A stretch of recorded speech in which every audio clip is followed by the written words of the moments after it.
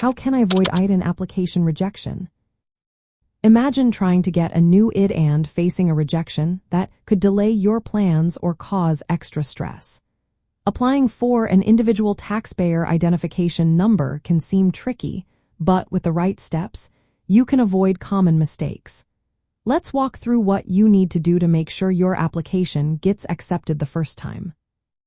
First, filling out Form W-7 correctly is essential. Be sure to check the right box for your reason for applying. For example, if you're a foreign national dependent child or parent, use box D.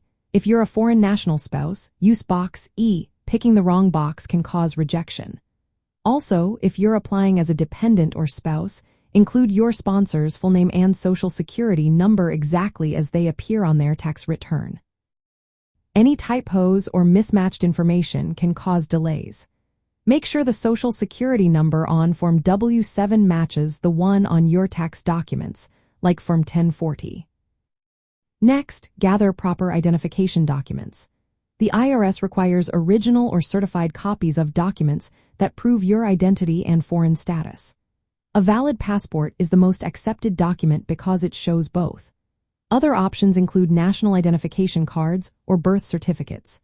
Avoid sending photocopies unless they are certified copies from the issuing agency. Expired or incomplete documents can lead to rejection, so double-check their validity. You also need to confirm you meet the eligibility criteria for an ITIN. These numbers are for non-U.S. residents or others who cannot get a social security number but need a taxpayer ID for tax purposes.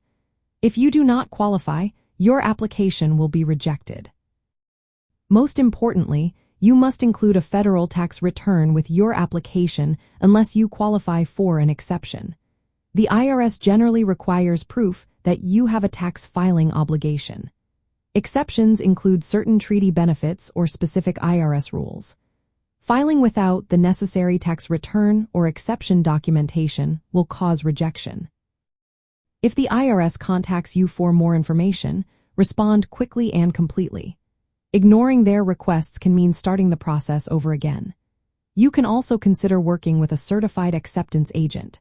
They review your application and documents beforehand, helping catch errors and avoid rejection. They can also provide certified copies of your documents, so you don't have to send original passports or IDs. Before mailing your application, review everything carefully. Check that all information is correct, complete, and matches your supporting documents. Small mistakes can lead to delays or rejection. Following these steps makes it more likely your application will be approved on the first try. For Latino families, getting an ITIN is important for staying compliant with tax laws, claiming credits like the child tax credit, and showing proof of tax filing for immigration purposes. Making sure your application is accurate and complete helps protect your family's financial and legal standing. Remember, always double-check your forms, gather the right documents, meet eligibility requirements, include your tax return or exception, and consider professional help if needed. Doing this carefully can save you time and avoid the frustration of rejection. Your efforts will help you stay on top of your tax responsibilities and access the benefits you deserve.